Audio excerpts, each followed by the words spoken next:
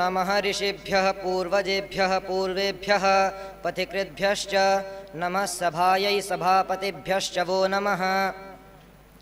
मंच की शोभा को द्विगुणित कर रहे नीरक्षीर विवेकी निर्णायक मंडल एवं भारत के नव प्रफुल्लित आशाओं, आज मैं आप सभी के समक्ष भारतीय स्वतंत्रता संग्राम में महर्षि दयानंद का योगदान इस विषय को लेकर उपस्थित हुआ हूं।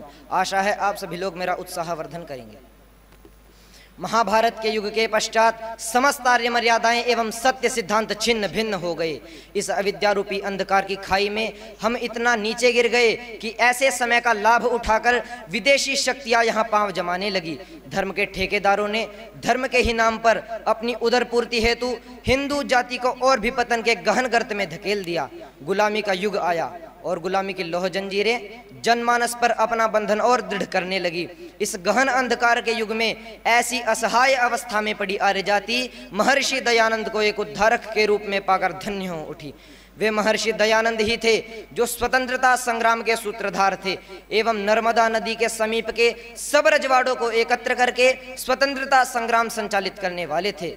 सर्वप्रथम स्वराज का उद्घोष लगाकर वृद्ध भारत को संजीवनी प्रदान करने वाले महर्षि दयानंद जी कहते हैं, कोई कितना ही करे परंतु जो स्वदेशी राज्य होता है वह सर्वोपरि उत्तम होता है। स्वराज्य की इस भावना से प्रेरित होकर पंडित राम प्रसाद बिस्मिल जी ने कहा था, यदि देश हित मरना पड़े मुझको अनेकों बार भी, तो भी न मैं इस कष्ट को फिर ध्यान में लाऊं कभी। वीर सावरकर, सरदार भगत सिंह, लाला लाजपत राय, श्यामजी कृष्ण वर्मा एवं बाल गंगाधर तिलक जैसे देशभक्त जिस मशाल की रोशनी में स्वतंत्रता के पथ पर अग्रसरित हो रहे थे, उस मशाल का नाम था महर्षि दयानंद सरस्वती। महात्मा गांधी पर भी महर्षि के चिंतन का पर्याप्त प्रभाव पड़ा था, क्योंकि महात्मा गांधी के गुरु गोपाल कृष्ण गोखले थे एवं उनके गुरु गोविंद रानाडे थे, जो कि महर्षि के परम शिष्य ही नहीं अपितु परोपकारिणी सभा के एक प्रतिष्ठित अधिकारी भी थे। इसीलिए श्री आयंगर जी कहते हैं, महात्मा गांधी यदि राष्ट्र के पिता हैं तो महर्षि दयानंद सरस्वती राष्ट्र के पितामह हैं।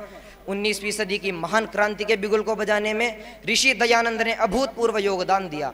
देशभक्ति की जो गंगाधारा दयानंद रूपी हिमालय से प्रादुर्भूत हुई थी, वह अनेकों युवाओं को देशभक्ति का पाठ पढ़ाकर उन्हें एक सच्चा देशभक्त बना गई। महर्षि की उस दिव्य अमृत धारा से ऐसे वीर पुरोधा निकले जिन्होंने हंसते हंसते स्वतंत्रता की बलिवेदी पर अपने प्राणों तक को आहूत कर डाला। महर्षि ने चाणक्य की आर्या नैव दासाः अर्थात आर्य कभी गुलाम नहीं हो सकते की भावना आर्यों में कूट कूट कर भर दी थी। स्वतंत्रता की इस भावना ने उस नींव के पत्थर का काम किया जिस पर भारतीय स्वतंत्रता का महल खड़ा किया गया। यथेमाम वाचम कल्याणी मावदानी जनेभ्यः का पाठ पढ़ाकर नारी व शूद्रों को वेद पढ़ने का अधिकार दिलाने वाले, देश से जाति प्रथा को आमूल मिटाने वाले केवल महर्षि दयानंद एक ऐसे संत थे जिन्होंने ब्राह्मणों अस्य मुखमासीत् बाहुराजन्यकृतः उरुतदस्य यद्वैश्य पद्भ्याम शूद्रो अजायत का मंत्र दिखाकर राष्ट्र के सभी वर्गों को एक सूत्र में बांधकर स्वराज्य के लिए प्रेरित किया। जब अंग्रेजी सरकार अपने खजाने भरने के लिए भारत की अस्मिता और गौरव को दिन रात लूट रही थी, उन्हें पता था कि जब तक भारतीय संस्कृति की जड़ें नहीं काटी जाएंगी तब तक भारत को ज्यादा दिन तक गुलाम बनाए रखना संभव नहीं होगा। तब महर्षि ने उद्घोष किया था, वेदों की ओर लौटो। दमनकारी अंग्रेजी राज में जब लोग अंग्रेजों के आगे आंख उठाने से डरते थे, तब स्वामी जी खुलकर कहते थे, भारत सिर्फ भारतीयों के लिए है, अंग्रेजों को यहां से जाना होगा। नेताजी सुभाष चंद्र बोस ने स्पष्ट शब्दों में कहा था, आधुनिक भारत के आद्य निर्माता केवल महर्षि दयानंद सरस्वती ही थे। महर्षि के स्वातंत्र्य प्रेम से प्रेरित होकर श्री अरविंद जी कहते हैं, independence is the goal of life, अर्थात जीवन का लक्ष्य ही स्वतंत्रता है। स्वराज्य हमारा जन्म सिद्ध अधिकार है का उद्घोष लगाने वाले लोकमान्य तिलक जी कहते हैं, स्वराज और स्वदेश का सर्वप्रथम मंत्र प्रदान करने वाले एक जाज्वल्यमान नक्षत्र केवल महर्षि दयानंद सरस्वती थे। महर्षि के अनुयायियों ने हैदराबाद जैसी मुस्लिम रियासत के शाह निजाम के घुटने टिकवा डाले। आज भी निजाम की जेल का चप्पा चप्पा आर्य समाज के बलिदानी वीरों का यशोगान कर रहा है।